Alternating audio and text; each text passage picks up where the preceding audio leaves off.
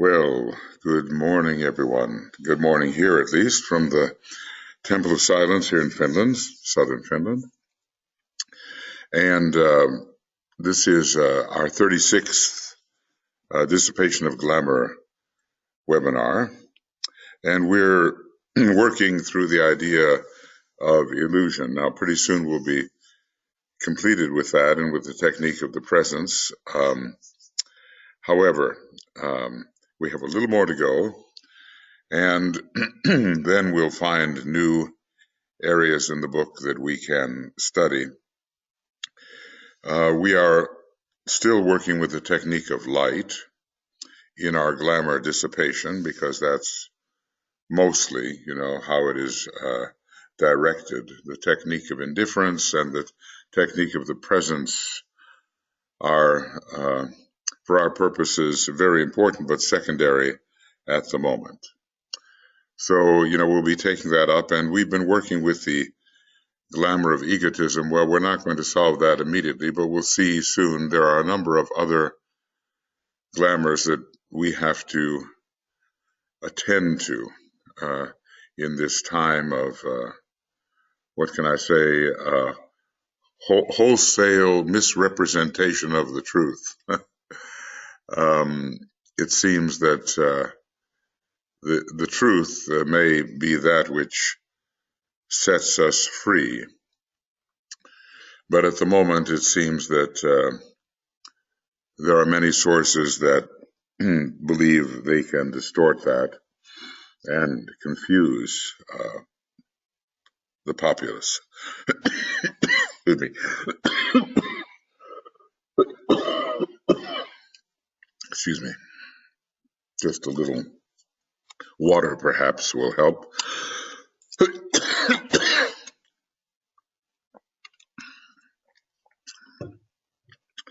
Right. Hopefully it did. So, Olivia, Hansen, Tuija, and I welcome you to these series of programs in which we do our part subjectively and hopefully with increasing effectiveness to help to change the content and the quality of human consciousness. We have the full moon coming up, and Brett will soon be, or perhaps has, put the links for the pre-full moon webinar, which is the 11th, my tomorrow anyway, at 8 p.m. GMT. And then we have a link for our exact full moon moment broadcast service meditation. And that will be the next day at 1:15. Gosh, now I've forgotten whether that's AM or PM, so I'm going to have to rely upon Brett to put that in there. And Tuija will be. That's PM. Okay, well, boy, that's a relief. Okay, relief for us. I don't know.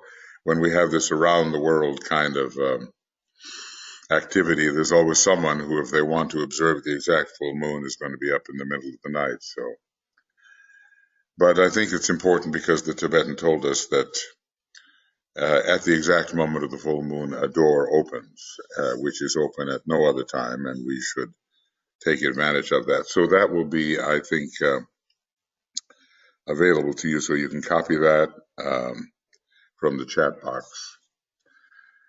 Meanwhile, let's have just a little alignment among ourselves, and then I'll continue where I left off last week, which was on page 184, with group intuition dispels world illusion. Obviously, a very important thought and process. So let's just link up with each other. We are all attempting to be minimally somewhat soul-infused personalities We want to bring the soul energy, as it were, down. It's not really down, but, vibrationally into our normal consciousness, and feel that we have a link with the supervising angel of the presence,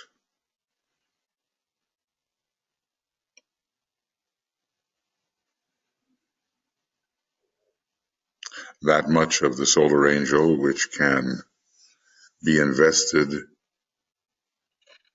in the vehicle that we all possess, the causal vehicle on the higher mental plane.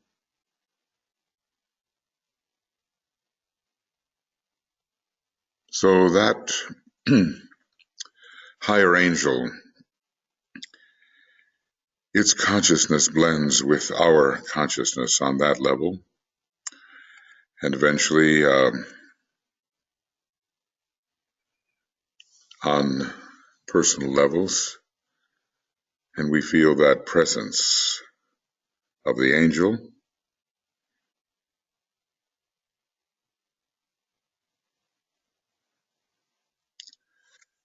which is a redeeming being,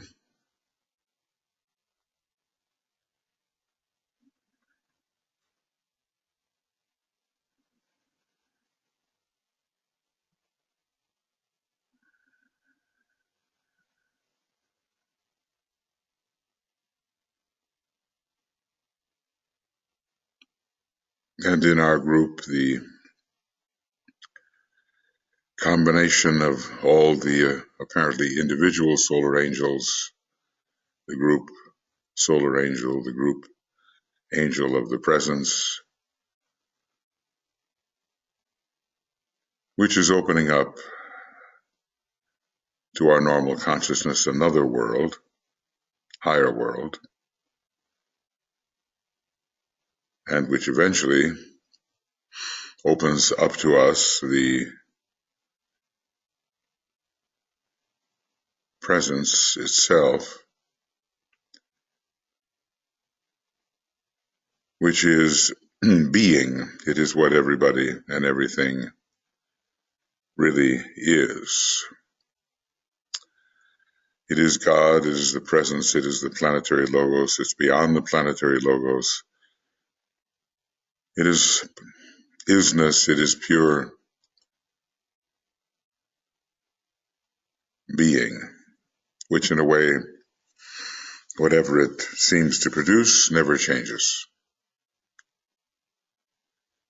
And as we begin to be able to focus in the world of light, love, and power, and then in the world of being, the glamours, the illusions, the errors of perception, the errors of the orientation of desire, these things are lifted, and we see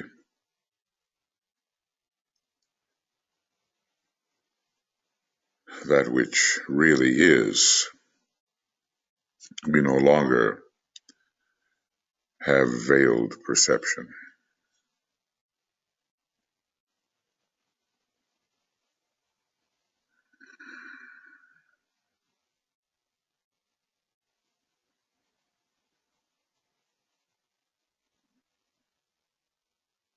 So all of us are in this together. We are offering ourselves together as an instrument of service under the guidance of the master of the hierarchy, and ultimately of the unfettered light or the unfettered enlightenment of Shambhala, when the time comes for us to be capable in that way. And we seek to clarify the atmosphere in the lower three worlds, the unprincipled worlds as far as the cosmic beings are concerned.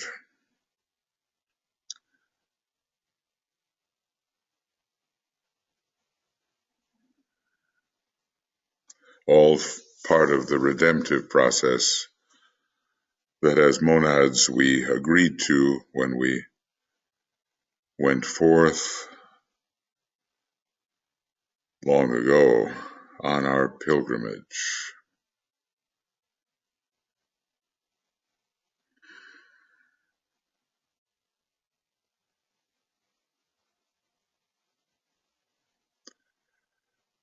And we just close this little reflection with the Om.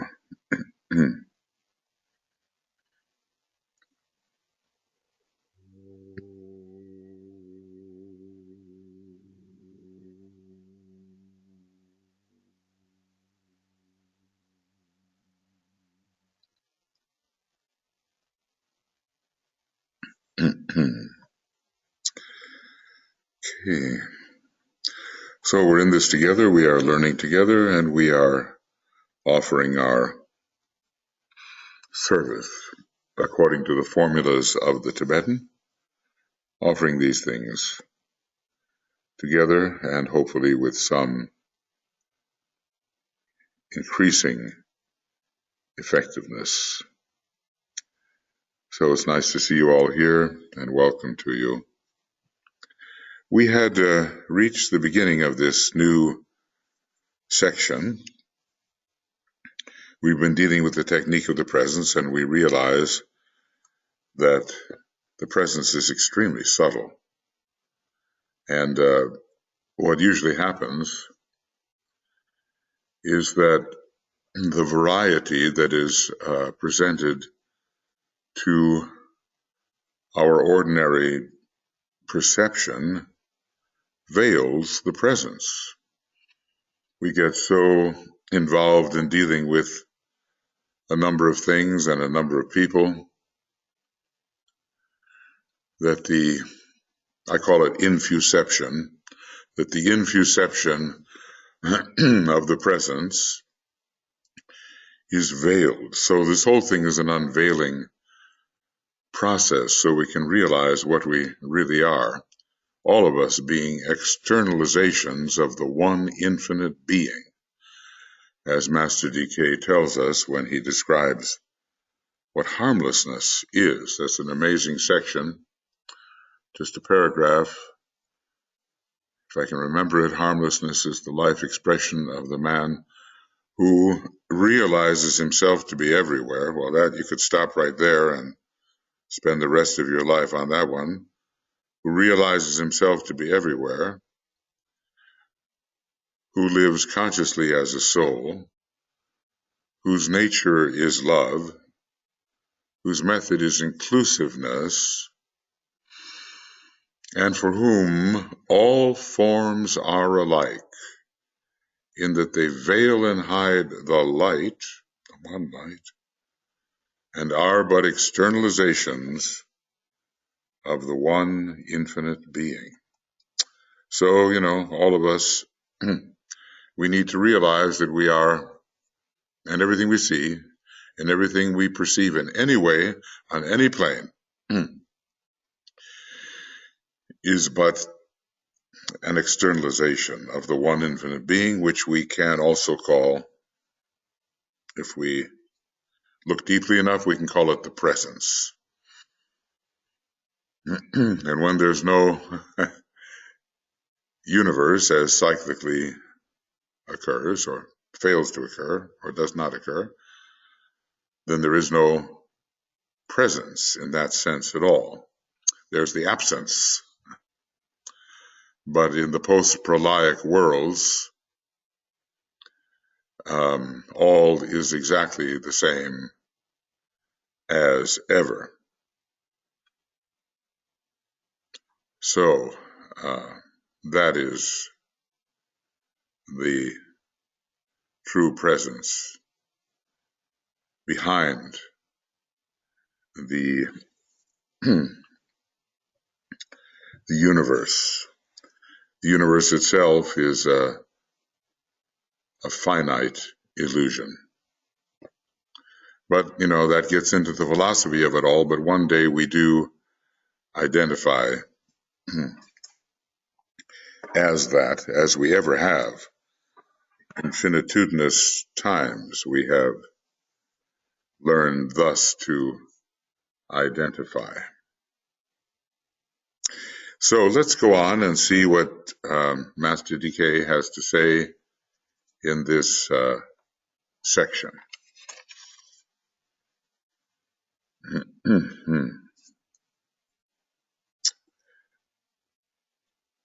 Group intuition dispels illusion. Individual intuition dispels individual illusion, but we are interested in the world illusion, to which so many, even billions, are subject.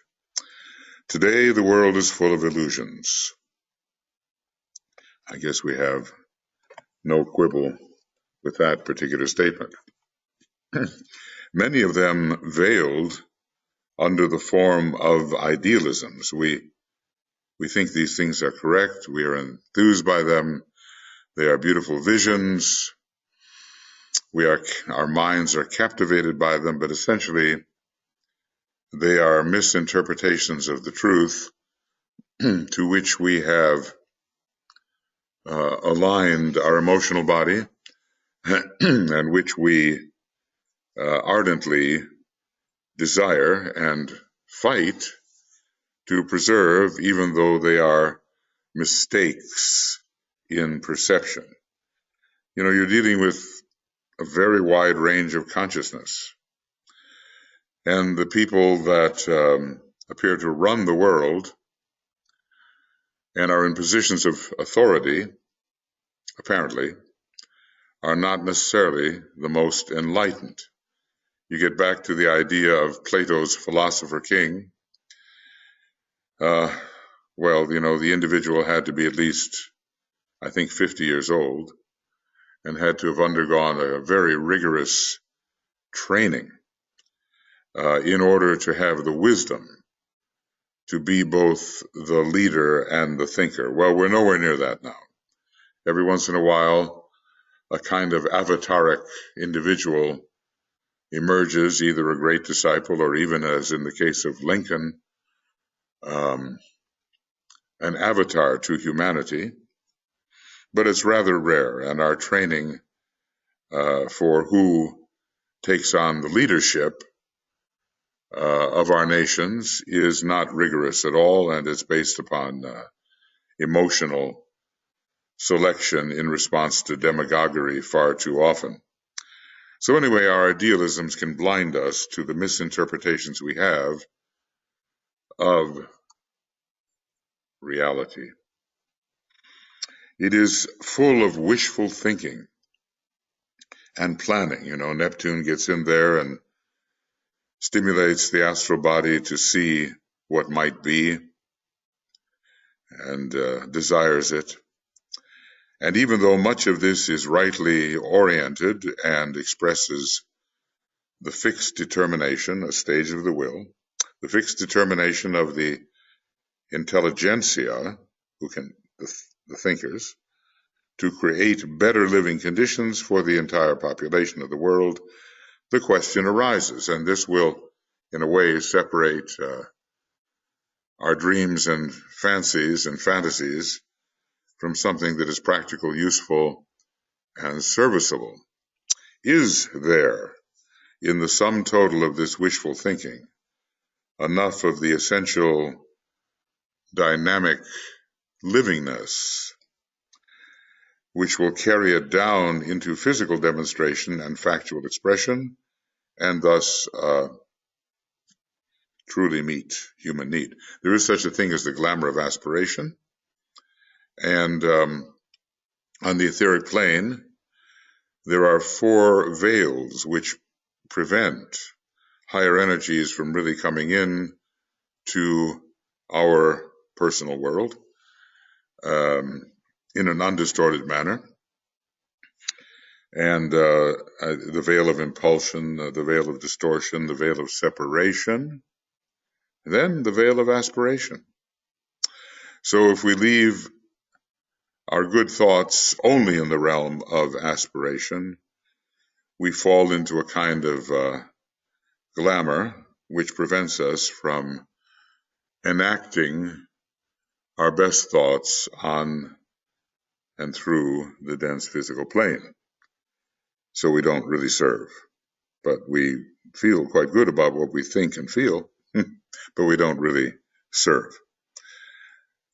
So is there, in the sum total of this wishful thinking, enough essential dynamic livingness? Those are first-rate words, and the will is that which actually brings archetypes and ideas and thoughts down into manifestation on the physical plane. I would point out, he says, that the two greatest revealing agents who have ever come to Earth within the range of modern history, okay, because there have been great teachers in the past, but now we're talking about the Christ and the Buddha, and this is in relation to modern times. They made the following simple revelations to humanity. So the first one is from the Buddha. The cause of all human suffering is desire and personal selfishness. Give up desire and you will be free. Well, you know, the co-measurement of desire is what Master Moria calls for. And in a way, it's possible to give up lower desire for that which is found in the lower three worlds, but it is not possible to give up the cosmic principle of desire, which, what I would say, puts the fragmented world back together. Through the process of emanation and descent into ever more confined spheres of perception, we have entered a world which is apparently fragmented and is not a whole, not a unity. And eventually the right kind of desire, but it's not desire for that which is in the lower three worlds, but the right kind of desire puts this world back together into a unity and into a oneness. Here are the Four Noble Truths. You're familiar with them. And of course, it's good to somehow memorize them or have the main idea of them, because this is the teaching for all accepted discipleship and well beyond. Number one, that existence in the phenomenal universe, not the noumenal universe, but the phenomenal universe, is inseparable from suffering and from sorrow. So if you want to live normally in the 18 lower subplanes with the normal unenlightened attitude, suffering and sorrow are the inevitable accompaniments. Number two, that the cause of suffering is desire for existence in the world of phenomena, the 18 lower subplanes, the dense physical body of the planetary logos, the realm of the moon, as it is called, and generally speaking, the realm of illusion. Number three, that cessation of suffering is brought about by eradicating all desire for existence in this universe of phenomena. I mean, we may be there to serve out of a deliberate, willed intent to help and redeem, but to desire that which simply falls apart and has no basic permanence, but is simply a reflection of archetypes on higher planes, this ends up being unwise. And then finally, number four, that the way to the cessation of suffering is by treading the noble eightfold path, wherein are expressed, and you know, they are variously listed, and of course, volumes and volumes have been written on every one of these steps on the path. Right belief, right intentions, right speech, right actions, right living, right endeavor, right-mindedness, and right concentration. And, in there is right memory as well.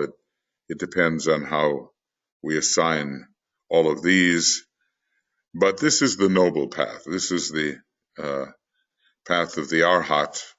It indicates nobility and the rising out of the animal consciousness, which rather flourishes on the lower 18 subplanes. So anyway, that's the Buddha revealed this. And these are the simple revelations of the two great revealers. Number two, there is a way of liberation, and it leads to illumination. And that way is the Noble Eightfold Path. But of course, what is the path really in a way? It's the path to the soul.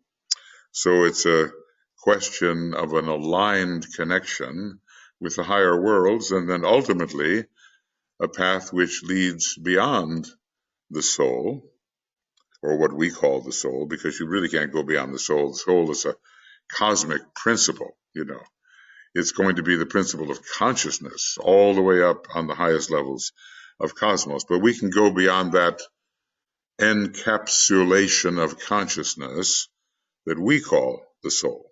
And the way we do that is via the Rainbow Bridge, the Antakarana, which connects us to ever higher revelations, which transcend individuality as it is demonstrated in the what we call the normal soul realm. Then here we are, a revelation from the Christ. It profits a man nothing to gain the whole world and lose his soul, lose his consciousness, so we can gain the whole world, the flesh, and the devil, right? We have to overcome between the second and third initiations the great longing for the world, which is, I think, kind of connected with the third ray and with materialism. And in doing that, in striving to attain the world and to be powerful in the world, we so often give up the more real part of ourself, which is the illumined consciousness, because our consciousness is driven by the desire for the world. So we have to have an adjusted sense of values here in order to recognize the world as a field of service, to recognize the lower 18 subplanes as a field of service, but not as that for which we spend all our energy as if it were the most valuable thing. So what should it profit a man if he gain the whole world and lose his soul, lose the expansion, the deepening, the illumination of his consciousness? Number 4, every human being is a son of God. Everyone has the potential to be the master and beyond. Every human being is a unit of absolute reality, no matter how degraded the present demonstration of that human being may be. All of that will be straightened out. I think that Christ said that no matter how black your sins may be, I will wash you as clean, as pure as snow. So the cleansing is coming, and cleanliness in that sense is next to godliness, meaning that when we clean ourselves of all the mire in the Augean stables, when we get rid of glamour, illusion, and Maya, we are entering the world of divinity and are not only close to God, but become God itself. So, we'll understand something more about this when we enter the third decanate of Aquarius, the last approximately 720 years, which will be the era of brotherhood, and it will be ruled by the planet Venus, on which we understand humanity has accomplished this brotherhood. And number 5, there is a way of liberation.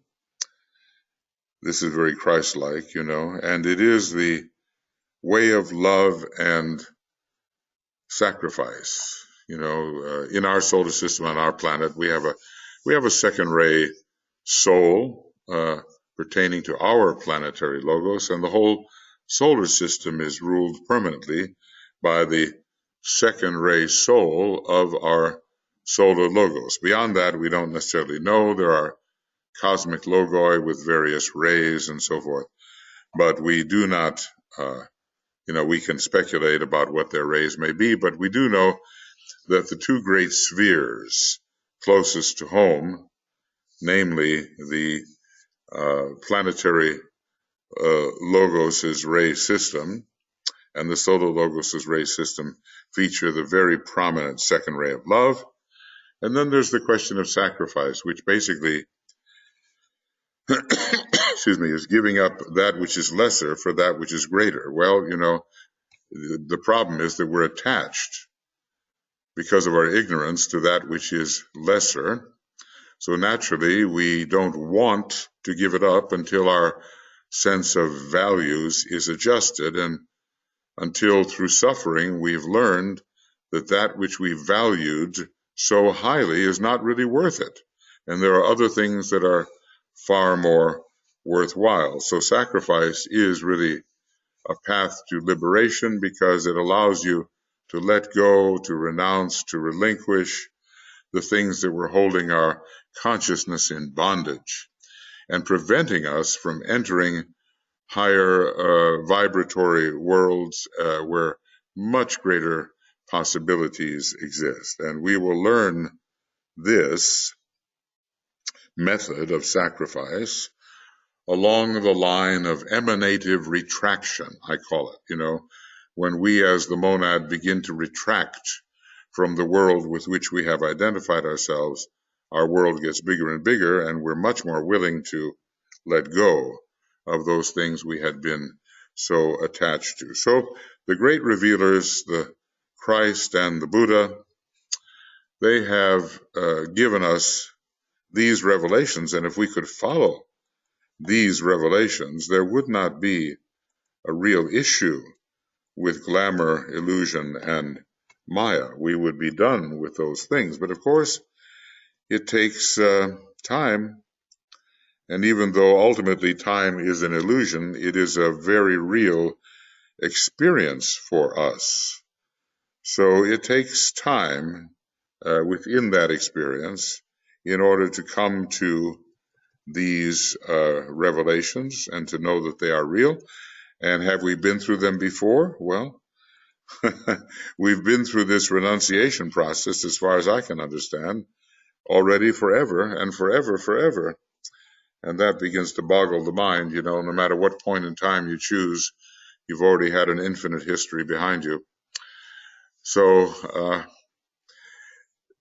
obviously we dwell in the realm of illusion, and that which we normally think about as real will be broken when we have this, we start moving towards a more cosmic kind of consciousness. Now, actually, the Tibetan tells us that as far as humanity is concerned, the first cosmic initiation is the 5th initiation of mastership. So obviously, we will see things very, very differently, and we will undergo what is called a revelation. And that revelation is at first of the purpose of our planetary logos, our planetary God, and eventually of the paths that we can take into ever greater participation and appreciation of greater realities.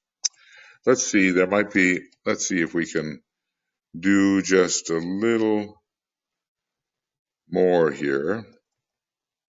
Not so much more, but somewhat more. So let's see what he says.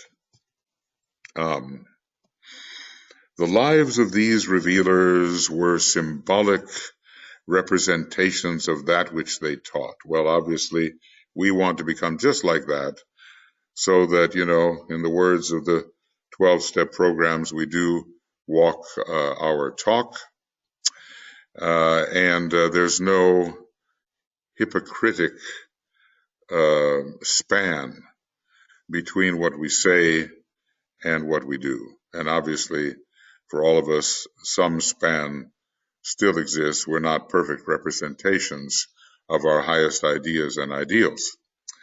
But anyway, they were great symbolic representations of what they taught, and the rest of their teaching, but an extension of their central themes, some of which we have been just given. Their contribution was an integral part of the general revelation of the ages, from various excellent teachers along the way, which DK takes up. When you read The Reappearance of the Christ, he tells you who some of these teachers were and what they offered, whether it was Vyasa, I think he was connected with immortality, and Hercules with the ability to overcome and triumph and so forth, a number of these great teachers. But the contribution of the Buddha and the Christ was an integral part of the general revelation of the ages and which has led men from the primitive state of human existence to the complex state of modern civilization. We've come a long way, and without the presence of the hierarchy and the teachers, we would be still in a very low state. And let's just say millions of years have gone into bringing us to the point where we now stand and hopefully can go forward if we're not foolish. This general revelation can be called the revelation of the path, which leads out of form, which is a kind of a constricted perception, to the center of all life, which pervades all things. So obviously the content of our consciousness gets larger and larger and less confined, which doesn't mean we can't focus on the particular. It's just that we understand it all to be within the macrocosmic whole, which in rule number 5, in Rays and the Initiations, DK tells us it's all there is. The macrocosmic whole is all there is. So when we get to the center of all life, we really begin to appreciate the tremendous scope of the macrocosmic whole. The purity of this revelation has been preserved down the ages by a small handful of disciples, because when the revelation descends into normal human consciousness, it becomes terribly distorted and fragmented. So a small handful of disciples has preserved the purity of this, a small handful of disciples, of initiates, and true esotericists who have always been present upon the earth. That link is always somehow preserved, even though humanity in its present state of consciousness might not realize it. Defending the simplicity of that teaching, as there is a tremendous tendency to complicate things, and if you look at Buddhist theology and Christian theology, boy, there has been tremendous complication by the concrete mind, which deviates tremendously from the original simplicity of the teachers. Defending the simplicity of that teaching, seeking for those who could respond to and recognize the germ of the seed of truth, and training men to take their place and to tread the way of intuitive perception, tread the way of seeing the real, tread the way of not having to use the mind in its normal sense to arrive at truth, but seeing directly, and that's called straight knowledge. And more all of us can be open to that kind of sudden impression, which then has to be broken out into many thoughts and concepts and so forth in the process of revelation and in the use of the abstract and concrete minds. So we are all attempting to tread the way of intuitive perception, which is the next great revelation for the forefront of humanity. One of the major tasks of the hierarchy, is to seek for and find those who are sensitive to revelation. It's everywhere present all the time. The revelation is everywhere present. Sometimes it may be more intensified as the minds of the great beings thinks in the direction of humanity for the advancement of the plan. But the great revelation is always present. So they are sensitive to revelation and whose minds are trained. That's when Master DK comes in and masters of his type, whose minds are trained so that they can formulate the emerging truths in such a way that they reach the ears of the world thinkers relatively unchanged. And remember, the world thinkers may be astute in the area of thought, but they may not be intuitive. So for people like ourselves, the bringing together of buddhi and of manas are indispensable. We want to become thinking intuitives, intuitive thinkers, and remember that the realm of intuition is called the realm of the transcendental mind. So we must not distort the revelation as it comes. All revelation, however, when put into words and word forms, loses something of its divine clarity, and we have Master DK constantly, apparently, frustrated with the limitations of the words, which he perforce must use in the English language or any modern language. Well, let's see. I think, that may be enough. I realize I'm not exactly racing through this book, but there are, it's so deep and there are so many things that we have to really assimilate. So I would call this the end of the academic reading of Dissipation of Glamour Initiative number 36. And I guess we're on page 186, and our day is the 10th of March. Okay, in the year 2017, and we'll beginning of academic reading of Dissipation of Glamour, number 37. Next time, we'll begin at 186 here. I guess this should be 186, and go forward on the 17th. Except, of course, when there is a full moon, because then we attend to that and to the pre-full moon. Just as there is tomorrow, we have the pre-full moon, and so there will not be an Ask program. And on the day of the full moon itself, which is Sunday, I think it's Sunday, the 12th, there will not be an Ask program. There will be the service meditation broadcast. So this will be the 17th. Okay, now, how we usually do is you've been thinking about things, or there is material in what we have discussed, which may be of interest to you and may prompt statements or questions from you. And remember, the links are in your chat box for tomorrow's full moon work.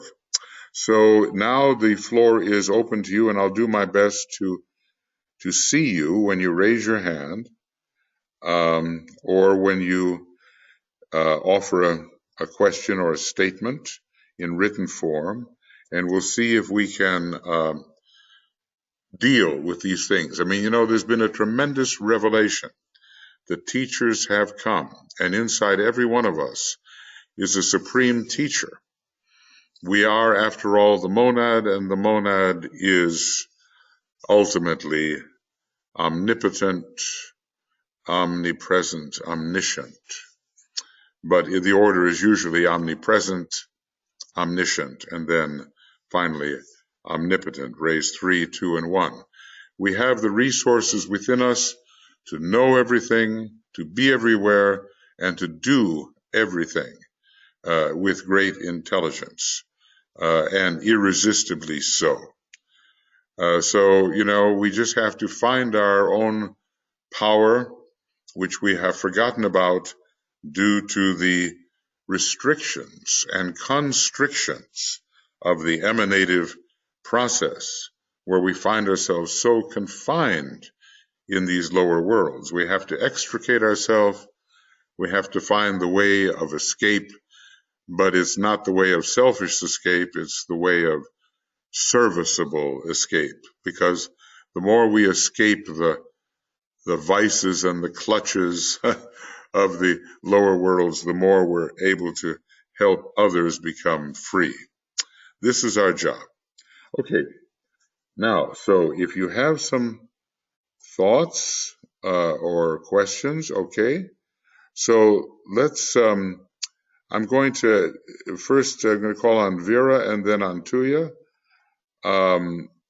Vera, as soon as you unmute yourself, you'll be able to speak. You know how to do that? You've got to be able to press a button which takes you off of self-mute. I wonder if I'm the one. No, I don't dare do that. You have to do that yourself. Otherwise, I'll unmute everybody and we won't be able to hear a thing because it'll be so noisy. So you have to press a button. Let's see, now that, okay, I guess what I did, I just pressed your button. This is different. Yeah, because I couldn't unmute myself. Okay, I have a question about, I recently read that our soul is part of the ashram, so that if my soul is on the second ray, then the soul would be part of the ray 2 ashram. And I can't reconcile that. I thought that the souls are on their own separate line of wherever they are and work. So yeah, on their own separate lines. So, well, you know, in a way, it's been said that the monad is part of Shambhala, and the soul consciousness is part of the ashram, and especially once we have liberated ourselves from the individual aspect of the soul on the higher mental plane. In other words, the true ego, we've been told, is actually the spiritual triad, and that's where the ashrams are focused now, except for some specialized mental scientific ashrams, which may still be focused on the plane of higher mind. But if we build the antakarana, and if we find ourselves able to focus within the spiritual triad, then indeed our soul is a member of the ashram. The problem is that we don't receive, because of the insensitivity of our brain cells, simply because of the lack of alignment, we don't receive the information that we already have on that level. See, we have multidimensional consciousness already. This is a kind of a mystery. I call it, in my infinity book, I called it dimensional sealing, like SEALING. It's like one dimension, a lower dimension is sealed in consciousness from a higher dimension until a sufficient alignment is created to penetrate the lower with the higher. So basically, I'm going to say an enigmatical thing now. I'm going to say that right now, we are conscious in the ashram. Right now, we are conscious in Shambhala. Right now, we are conscious in the entire universe, but we are sealed away from those elevated states of consciousness because of the fragmentation effect which happened when we descended.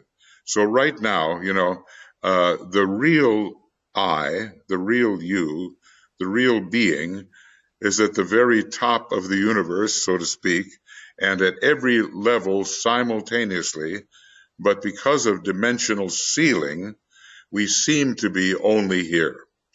And we have to build our way via an antakarana into the realization that we have always been on the higher levels as well. So in a way, we are in the ashram, we are in Shambhala, And in a way, from the practical point of view, we are not, and have to build the connection with the higher worlds in which we already essentially find ourselves.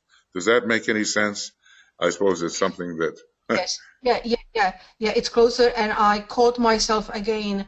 I was separating the soul and my consciousness. Which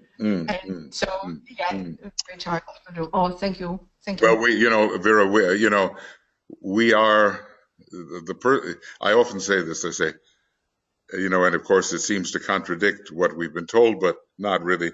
The personality is the monad, the soul is the monad is the monad, and the monad is all types of higher consciousness simultaneously, eventually to be realized. There is no real separation. There is only a temporary, practical, illusory separation, which we have to deal with, but it's not essential and it's not real. So we can assure ourselves, well, sometimes I say, well, I don't know, I don't want to get too far off on this, but there is such a thing as absolute infinity. And it is the state of the one and only absolute being. And we are that forever. And, if you turn to page 285 of Discipleship in the New Age, volume 2, you will see that although everything comes forth and there is apparently change going on all the time, that in a way, nothing ever changes. And this is the paradox that we have to deal with. We are always there. We have always arrived. There's no place to go. And yet in the world of illusion, there's a whole drama going on, and we have to enact that in the proper way, according to our purpose at the beginning and so forth. So that's a wonderful section there. If you just turn to 284 and 285 of the, well, I'll tell you what, I'm going to do that, I'm going to just go there because it's one of my favorite sections. And I think that we would all gain a lot from understanding what is in it. And I've turned there before. God is, the Lord for A stands firm, being exists alone, naught else is. And, by the time you go through this thing, you've got the seed of all philosophy, we are told. And the final statement is, being cries forth and says, we can't translate it, death crumbles all existence disappears, and yet for A remains untouched, immutably the same. God is. So this is the mystery, that somehow we're already there, and yet we don't seem to be there at all. We seem to be isolated, confined, limited, and yet we are not limited. So we have to reconcile this, and there's a set of procedures to operate in the world of illusion, which are not the same as operating in the world beyond pralaya, where absolute infinity exists. Anyway, there's a lot to think about and a lot to be, so thanks for your thought. Yeah. Vera. Thank you. You bet. And Tuija, you go ahead. Now let's see what I can do here. Tuija, can you press yourself? There we go. Okay. Go ahead. Do you hear me well? I'm on my mobile. Okay, I hear you well enough. Absolutely. Go ahead, please. Okay. So first I want to make sure about the Ask program. So the Ask program is not stopping this full moon time. It belongs to that Ask project in the way that we dedicate these few days for really going deeper into the full moon energies. Just that I want to make. So that's why we don't have on the same day when we have full moon and the 2 days, one before and the one after. Just a note. But then my chain of thought went about the revelations, and I remember somewhere seeing, or maybe it has been somebody's thought, that the revelation is of seeing. So I was thinking about and in one point I think we were talking about how we reads all the time like a bigger eye who has which can see in the larger scope. We all the time climb the allegorically, but also very concretely our consciousness. We climb in our consciousness in the higher and higher stages, and in those stages we see more and more. But for the revelations, I think that there is one peculiar thing that sometimes we don't really recognize how short flashes these revelations can be. Of course, when we talk about the initiation, we talk about really some bigger revelation, but there are also those minor revelations, like minor initiation on the way, that are just quick visions of the whole. But how to recognize that and how to be obedient for those. When we think about the principle of the I, and you were talking about this immovable, did you say immovable, infinite, absolute? But anyway, the whole idea of the pupil, which is this black hole, it's like the immovable point within us. The minute we open our eyes, we see immediately the reality. And so is about those revelations. It's like this vision which comes through us into our brain consciousness, and we have to be very quick to catch it in order to now use it. And then it made me think about the law of karma, which can be translated the how do you say, reaping and sowing in English? Reaping, yeah, sowing and reaping in that order. In that order. Right. Yeah. So the idea of this being quick and catch the which we are given in that revelation, mini revelation, and because our mind is like the unseeded field. And this is the law behind purpose, that if we really sow, we can reap the better future. So this thought like the revelation and being obedient to that, and then sow that, and then reap the life which is more in line with purpose. Yes, well said. You know, I just want to say a slight thing about revelation and a very interesting image connected with reality. Now, you know, all of us are supposed to become minor dragons of wisdom. The name for a master is a dragon of wisdom, but of a lesser kind.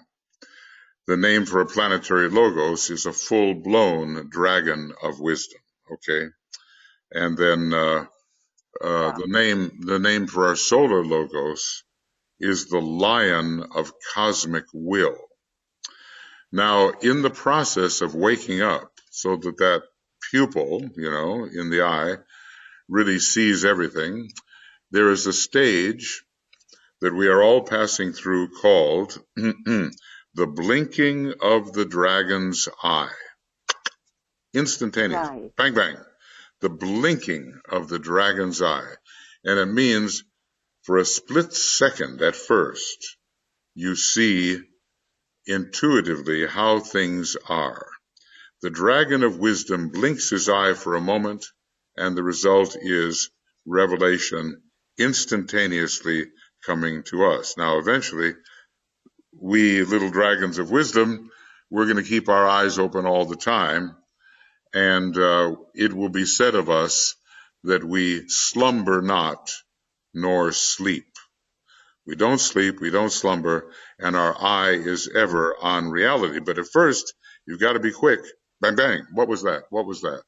Immediately you see some kind of unity, some kind of oneness, some kind of togetherness that you didn't see before. So we always have to be alert. Yeah, because according to that revelation, you can align yourself. Mm-hmm. Yes. When we think about revelation, it's never without purpose. It yes. always has the purpose, and in that sense, they are those good points to really align oneself, refresh oneself anew in the Dharma, but to cultivate within oneself to really recognize those blinkings. You see, here's what's happening.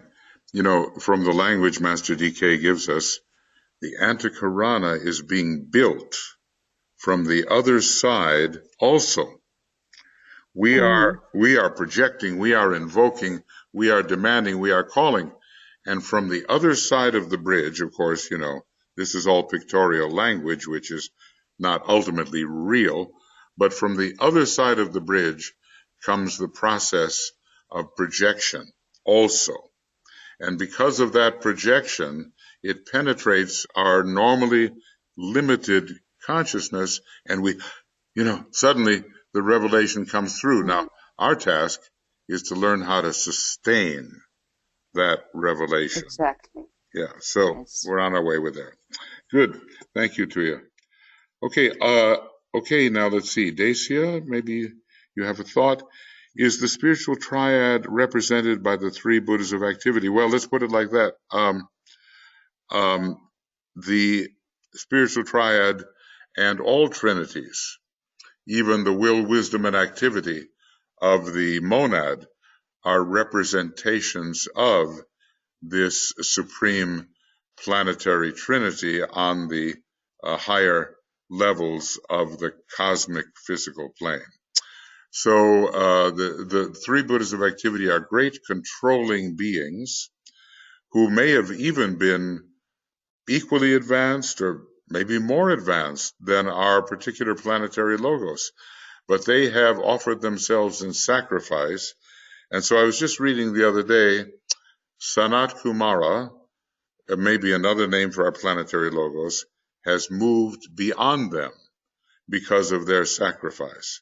But every time we have a well-established trinity in our energy system or somehow on the planet, you know, Shambhala, hierarchy, humanity, they are representations of the three aspects of divinity which the three Buddhas of activity hold in a very prominent form on our planet.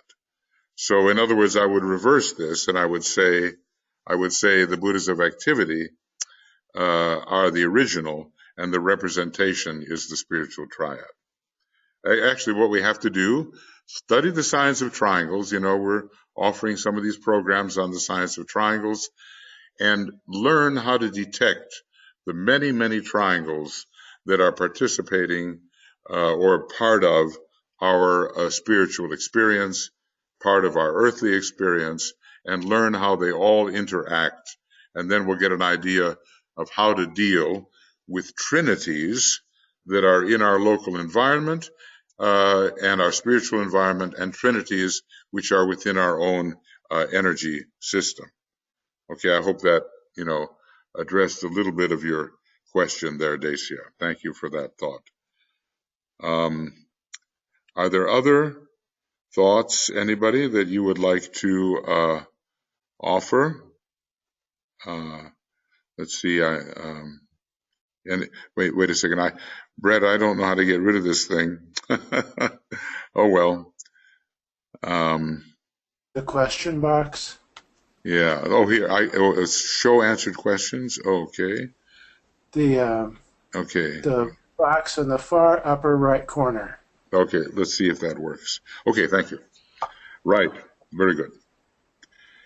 See, that's the voice of God directing me towards a better way.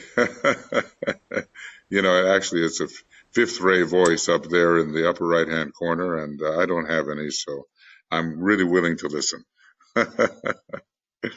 Well, we all have all the rays, of course we do. We've been on all the rays, you know, but it's a question of emphasis. Okay, friends. So what else is of interest to you? What else occurs to you?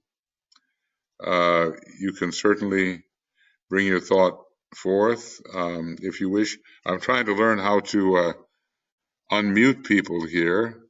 Yeah, I know it's kind of interesting. If I press, I see. I've got everybody on permanent mute, don't I? So I have to press them. Okay, very good. Anything else, friends, that you would like to discuss? Now, I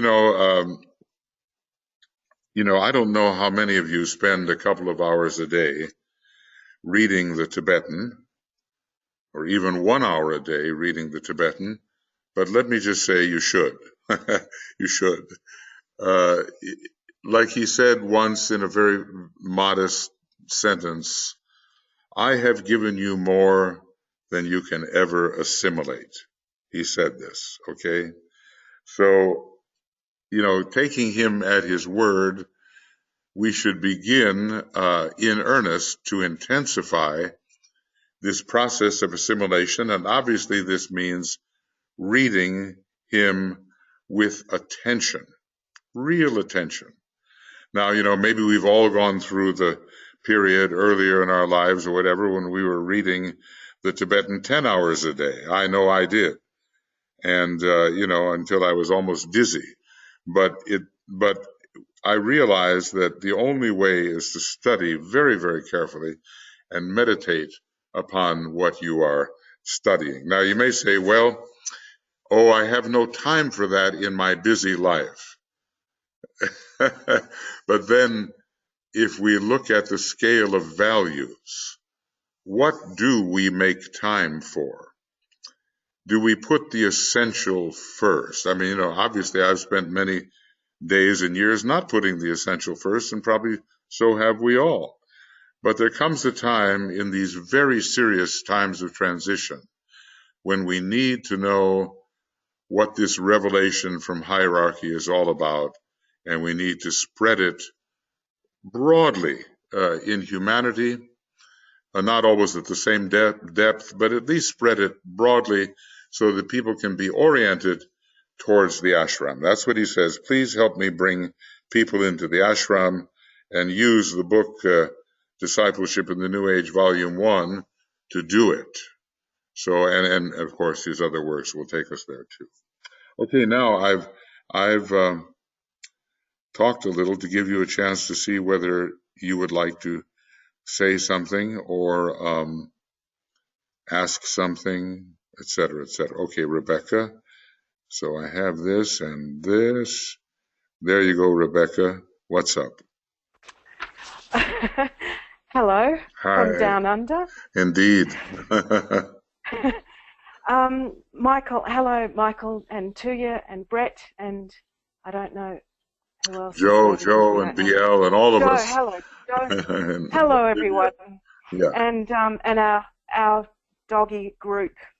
I have been wondering about the role of acceptance as playing a part in the dissipation of glamour and the dispelling of illusion. And this morning I was thinking of an analogy, which is a friend of mine. I was doing a lot of research for a friend of mine with cancer, and found some research by a doctor, Kousmine, Kousmine, who through his research found out that tumours can be toxin tanks, that they contain heavy metals, etc., that are caught in the body, and they actually protect our body when we're producing large quantities of toxins, and they become like a tank that protects it. So if you cut away at that tumour, then you're cutting off a process of detoxification that could have actually caused the tumour to vanish by itself. So that caused me to think there's a reason and a purpose for everything, including obstacles such as glamour or our physical ailments. And if we hate our glamours, or if we hate the world glamours, are we not astrally attaching ourselves to that glamour? And perhaps like some tumors or glamours, perhaps they've formed in some way to protect us, but they outstay their welcome. Yes, it depends on whether there's a metastasis arising from the apparent protection. And then, of course, if we hate, then we're falling into the glamour of hatred right there. So, in other words, we're using a glamour against a glamour.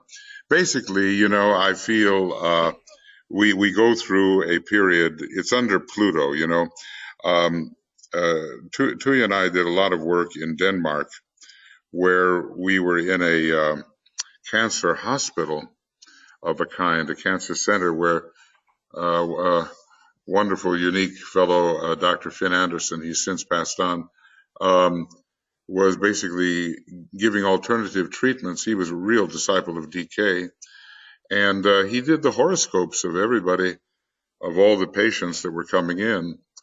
And, there was this Pluto thing oftentimes going on, because the Pluto is the type of energy which throws toxins out of your system. But in the process of using that energy, of course, you can die from the cure. And so it can't go too far. There may be these corrective mechanisms within the body, as you seem to be talking about. At the same time, these glamours, yes, and the tumors, they have to shrink, and they have to become less and less, and because they can also be the source of the seeding into the body of the cancer, which then grows in other places. So it's a very delicate matter how you approach this. And basically, he said, look, you're getting something out of your system here. This is a cure. This is a healing. And going through this process of purging is a very sickening kind of thing. But if you can hold on, you may make it, you see. If you can stand the expulsion, the ridding under Pluto of all of these contaminants, then, in fact, you will be healed. Now, interestingly, with DK and the healing, he often talks about death as a great healing. So, it's amazing, He says, well, you'll spend your life either here or there. There's some marvelous old commentary sections. Maybe you study the esoteric healing, where he talks about the fact that relief will come through death, and it will be a great healing. But for other people who have a lot to do, they can be held for yet a little while, as he describes, in this lower world, and they can overcome the temporary expulsion, or maybe they can make it faster. So, I think there's still a lot of research to be done on this, and every new angle, such as you're describing, has to be looked into. But generally, you don't want to hang on to a cancerous tumor for too long, because it can be also the seed of a metastasis, which is not, of course, desirable if you want to remain in incarnation. So, Rebecca, do you get into esoteric healing? Is that one of your areas? Yes, it is. Yeah. Well, it's so fascinating, because Master DK is going to be one of those masters. He's going to be an externalizing master, okay? And he will teach esoteric healing in public and in the world, and in a noticeable way. And he's profoundly skilled at that. So meanwhile, we have plenty to keep us going. Yeah. Yes, I'm not a practitioner. I'm a researcher. Yeah. Okay. I'm researching. Yeah, a student. Yeah. Okay. And I was I'm really enjoying what you were saying about tumors. I was applying to glamour, and it too can metastasize. Yes. So yeah, that's it. I think that's quite a good And of course, analogy. there is this laser-like beam we create, right? And of course, Exactly. it reminds one of how tumors are sometimes treated with the X-ray and other things of that nature. Not that that's always the best way Yeah. of dealing with it, but there are higher energies which can, in fact, destroy. Matter of fact, I saw the most fantastic thing. Oh boy, it's the future. There are these microscopes which allow you to see with the resolution of an electronic microscope that which is still alive. I think it's it's called the Rife microscope. And of course, they really attacked this man because he was onto something. So, you know, he was challenging the whole sort of medical and drug complex.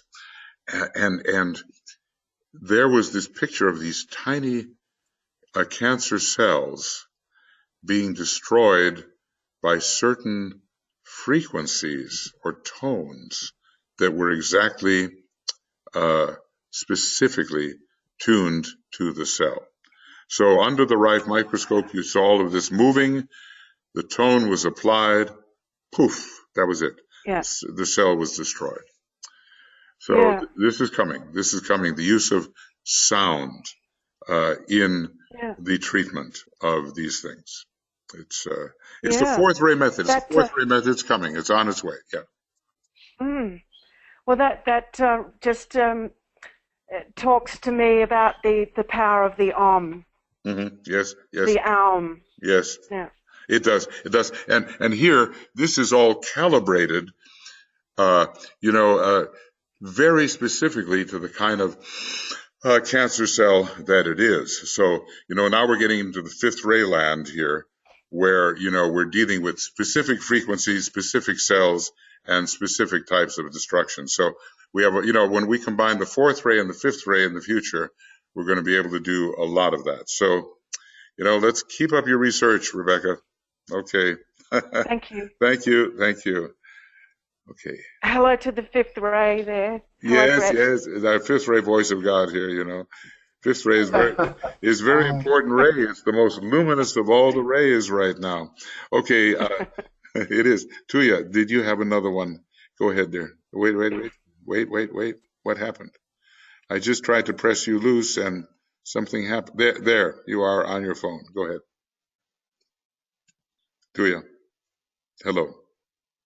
Wait, I have 3 of you now here. What am I going to do with that? Oh. Hello. There, try that one. Tuija. Brett, what's happening here? I don't seem to be able to get through. Yeah. I think you have it right. Yeah. It's the middle Tuija, I think. The middle one? Okay, let's try that. Okay. Now I've got 2 Tuijas. Okay. Go ahead. Did you have something you wanted to say? Okay, we'll have to wait on that then. All right, and Antoinette, okay, let's see. What is your thought? Okay, frankincense essential oil shrinks the tumors and cancer cells within 2 weeks, 2 drops every 2 hours. Well, look, should that be true, that's an amazing piece of information. So, for the researchers and people who are into the health field, this can be attempted. And is that applicable to all types of tumors? Is it applicable in all cancers, or is it more specific? But anyway, especially in the head. Yes, okay. And that, of course, cancers appear in different places according to the ray of the individual, as we discover in esoteric healing. So, what's interesting is that sometimes people with a very powerful fifth ray find that developing in the brain and elsewhere for other types of rays. Okay, Antoinette, thank you for that important statement. We'll, keep that in mind, and anybody here that knows somebody that has this, we can pass on that information.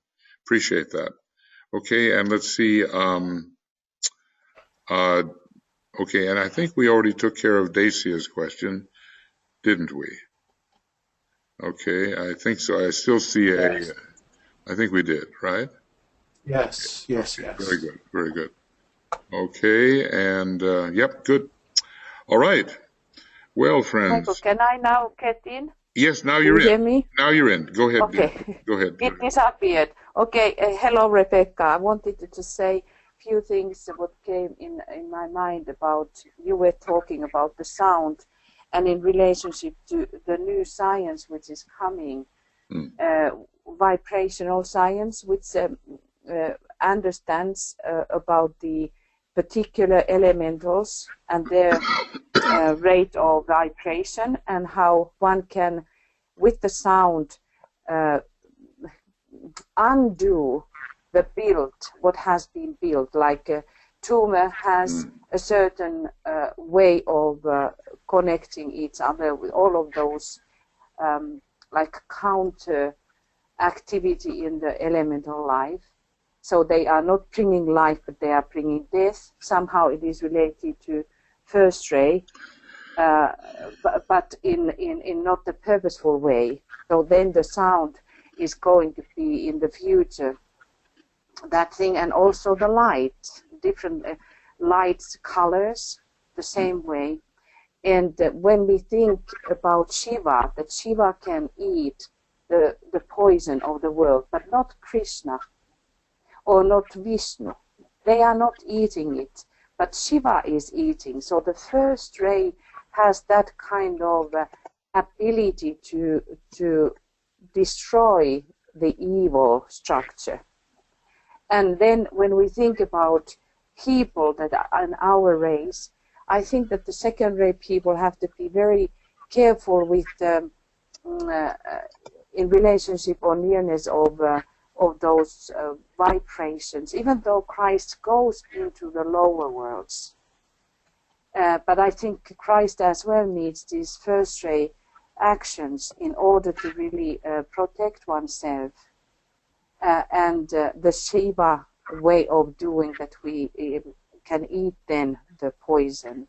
But then when people have a strong seventh ray, and the seventh ray is connected to this transformation, so then there is a tendency that people can like take in, and they have to be conscious because they might get that into their system, and how to then get rid of that, because we have to be also being able to get rid of that if we take something into our system, like the saints were doing in the Middle Ages, that they were healing the bigger whole. That is some very interesting question about the race and how race are acting, and to keep in our mind that we really have to study that, and in the coming era it becomes even more important for the disciples to study how the race are working.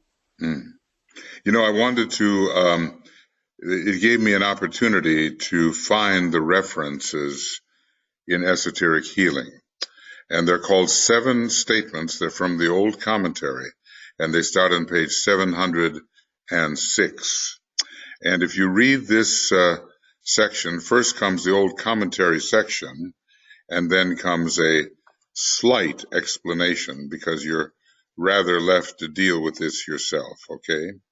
So these are some of the deepest things that DK talked about in relation to the healing methods. And when it comes, I'm just going to, as long as we've been discussing it, because the 4th ray method of healing is going to be one of the first to appear, I'm going to just take a moment. We're not really going to get off on this subject because we do have to do our meditation on glamour, but of course, obviously, we're dealing with disease, and glamour is a disease largely of the emotional body. But this is the 4th ray technique, and it operates throughout the personality, and let's listen carefully to it. It's very interesting. The healer knows the place where dissonance is found. He also knows the power of sound and the sound which must be heard. Knowing the note to which the 4th great group reacts and linking it to the great creative nine.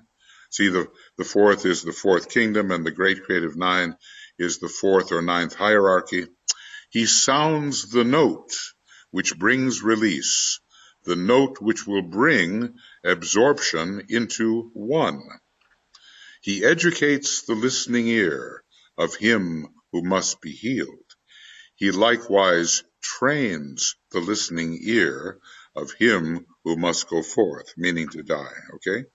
He knows the manner of the sound which brings the healing touch, and also that which says, depart, and thus the work is done.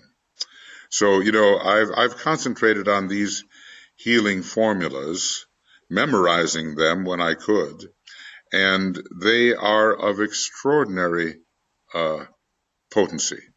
So I would just recommend, Rebecca, and all that are interested here, that you consult these several pages in Esoteric Healing if you have not already done so.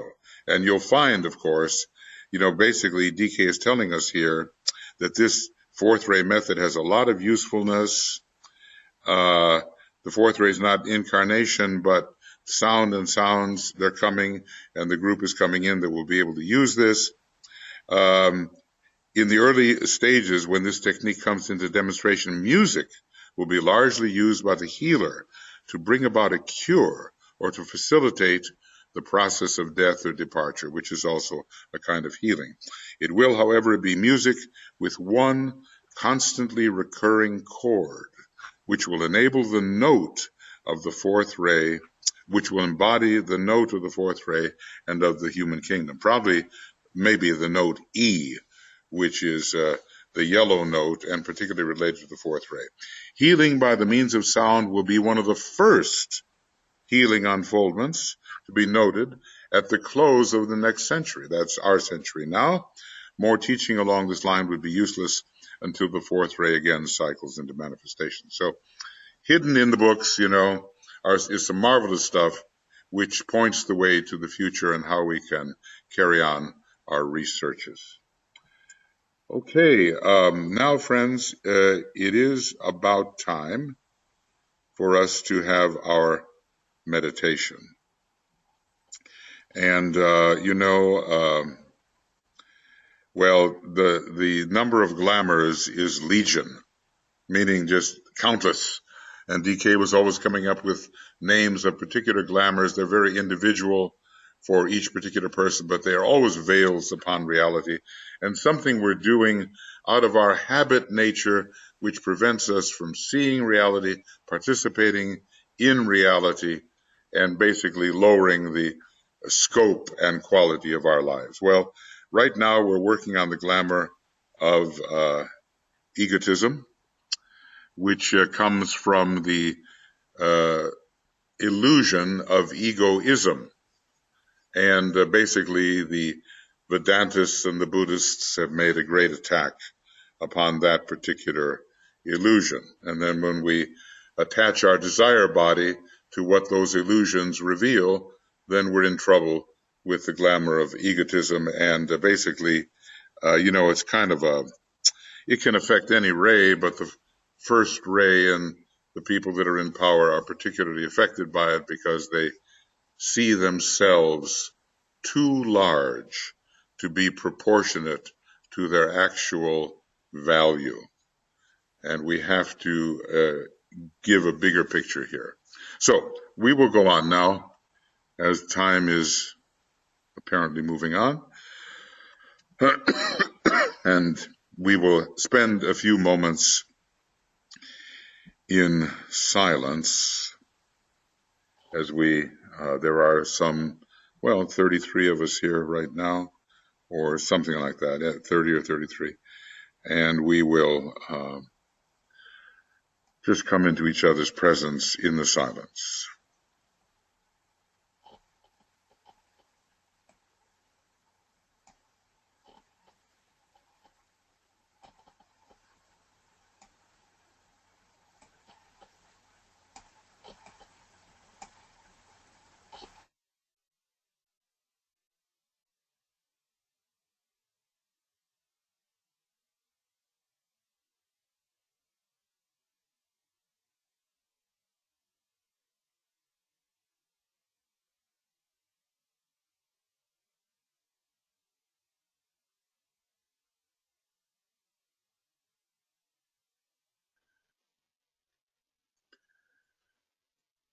Now, when you're, doing this in your smaller groups, of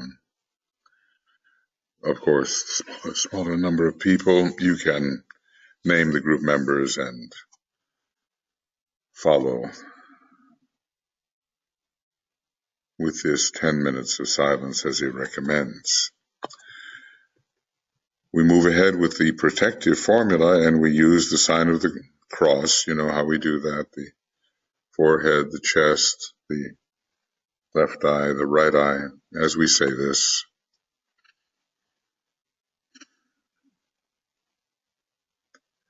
And we identify with our position in the light. As a soul, I work in light, and darkness cannot touch me.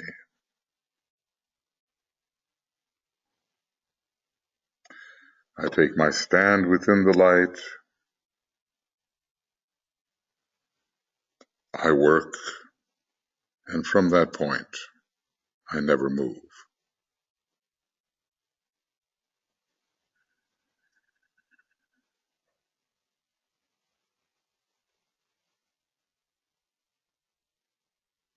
So we visualize ourselves within this protective light.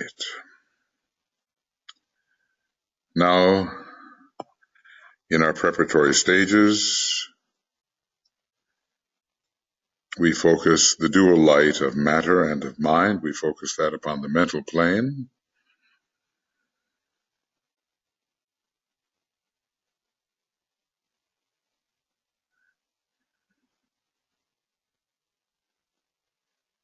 We have the vitality, we have the ability to think.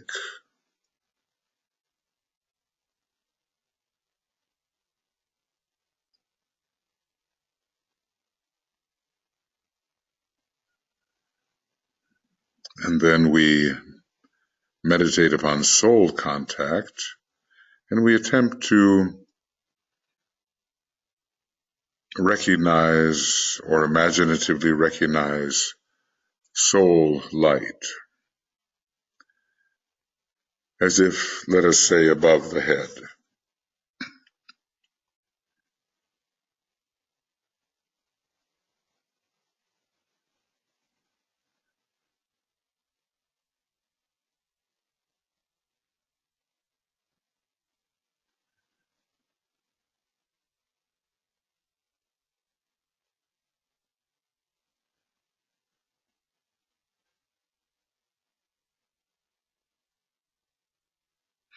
And we bring that soul light down onto the mental plane, lower mental plane, where the other two lights are focused, and we fuse the two lesser lights with soul light. We do this imaginatively.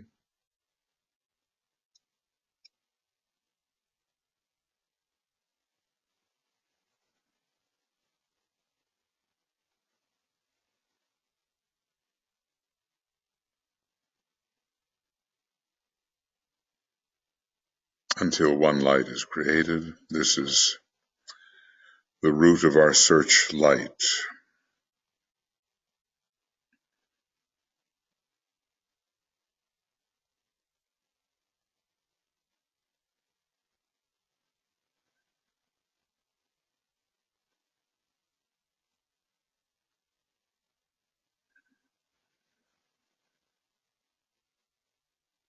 And then we say together, followed by the sacred word 3 times, the light is one.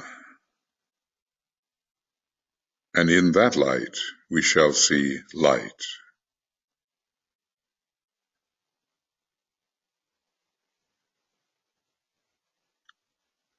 This is the light that turns the darkness into day.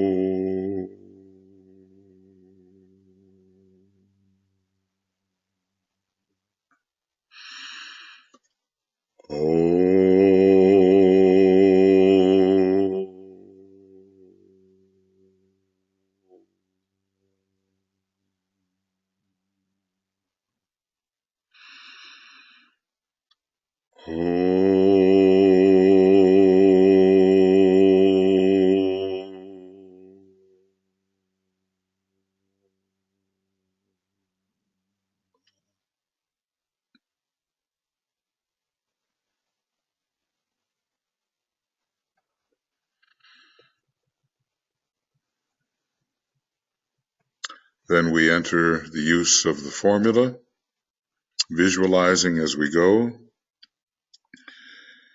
and visualizing the great searchlight that we have together created, turned upon the astral plane.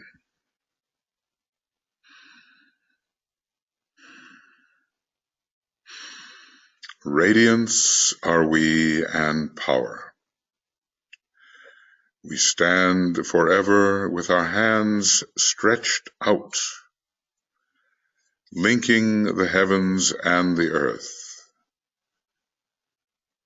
the inner world of meaning and the subtle world of glamour.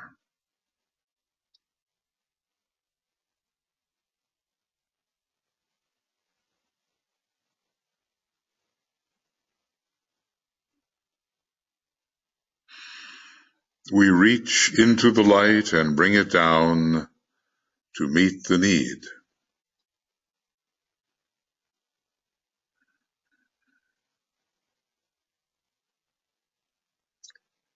We reach into the silent place and bring from thence the gift of understanding.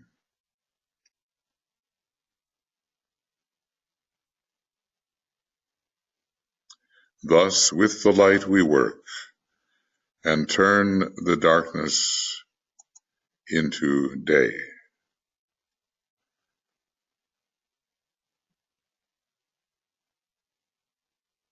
So our group searchlight is turned toward the astral plane, penetrating the astral plane with all its clouds and its mists and its false forms, and we strengthen our beam with the spiritual will. We invoke the spiritual will from the sacrifice petals of our soul, from the central bud, including the jewel in the lotus,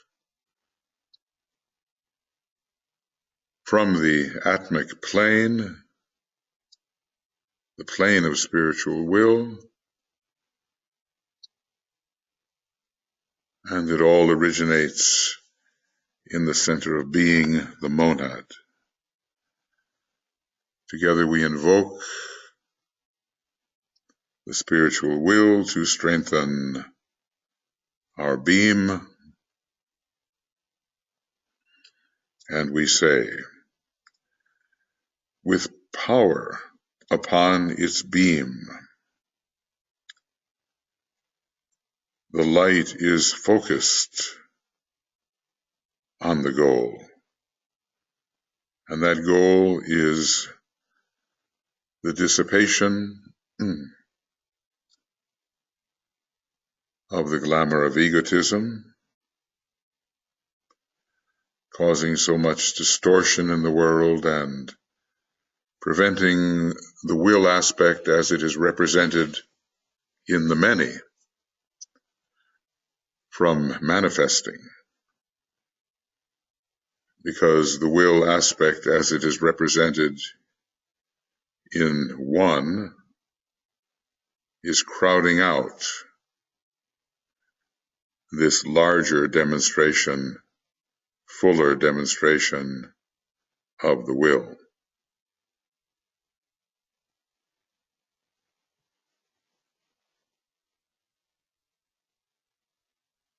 So our beam is empowered.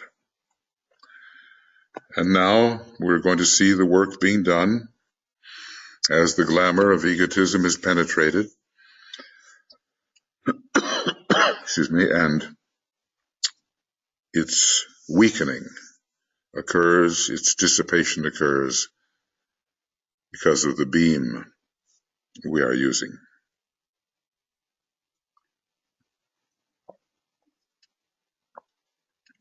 And so we use these words of power, and we will follow that by our 5 minutes of silence. And so we say together, The power of our united light prevents the appearance of the glamour of egotism.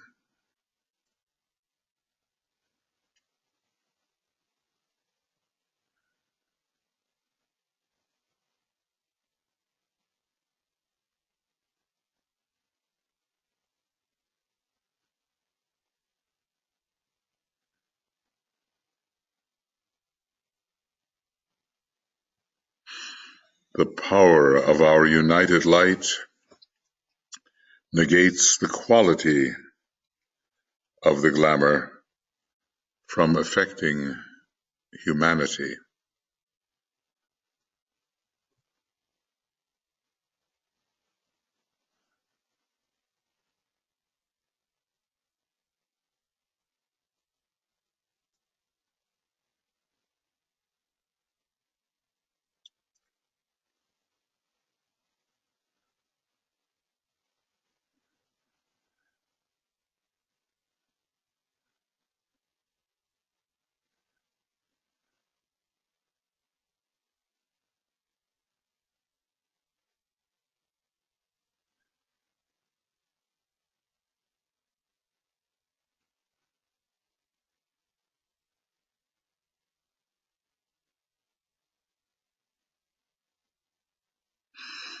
The power of our united light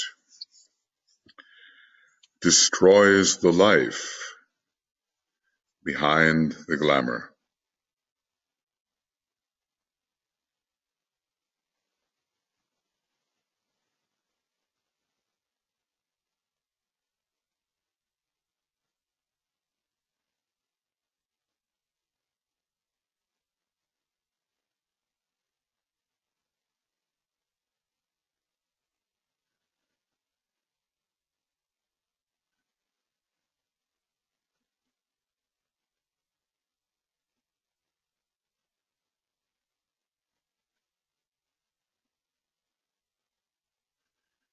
And in the 5 minutes of silence and intensity of purpose,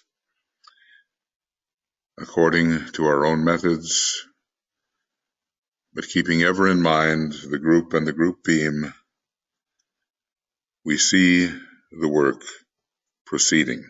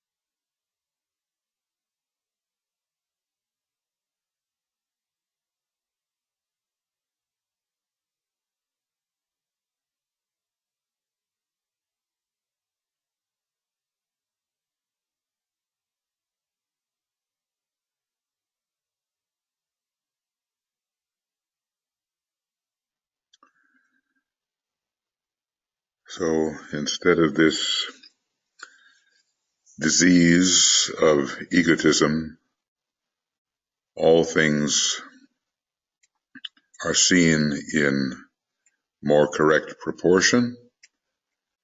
People know their own relative value.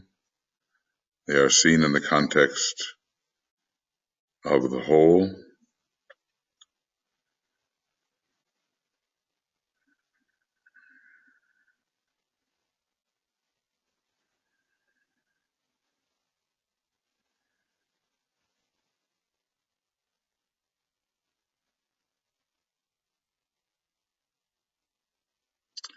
And the lower meaning of the sun falls in the sign Libra, which brings us humility, an adjusted sense of right proportion, seeing all participants more clearly and not subject to this quality which exaggerates the importance of the central figure. So now we withdraw our searchlight. The sun is shining upon the astral plane. Proportion reigns, at least in our imagination. We withdraw it to the mental plane. We turn the searchlight off. And we sound the Om 3 times. Imagining that work has been done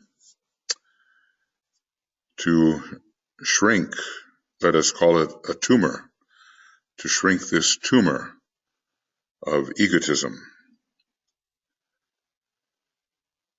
Master Moria pretty well tells us it is that.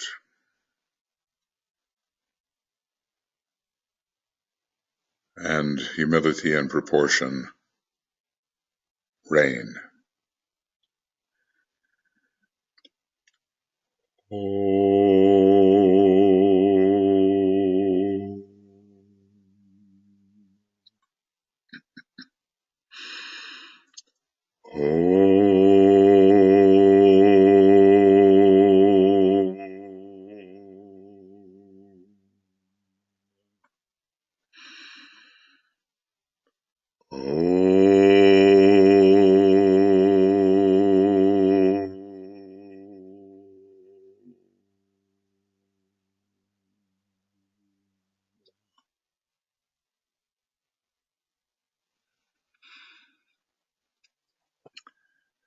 And so we go on with our work of clarifying the astral plane. There are many different distortions which we will have to deal with using our will-empowered beam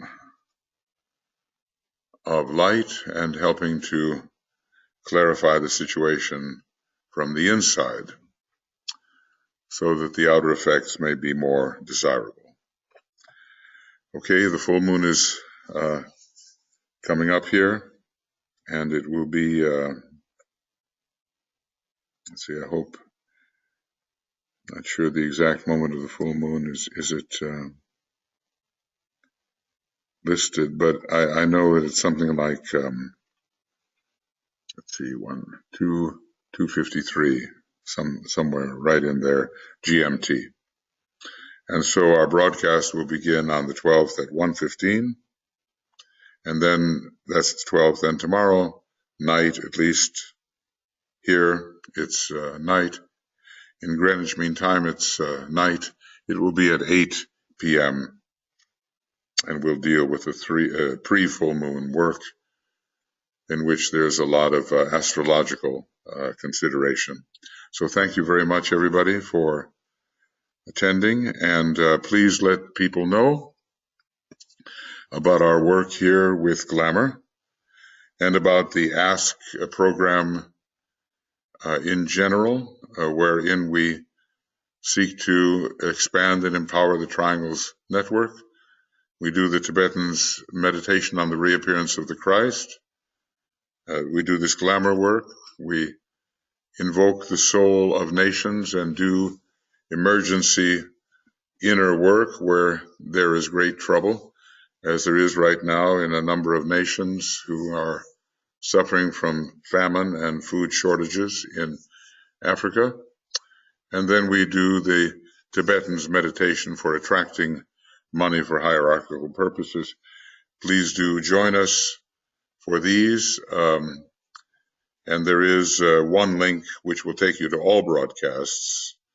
You know, there's also the specific accurate link, but there's one link which is the general Ask Comprehensive link. So we'd like to see you there as you can be, and we'll do our work as it must be done. Thank you, and we'll be talking to you. Thank you for attending, and full moon work coming up. See you there. Bye-bye.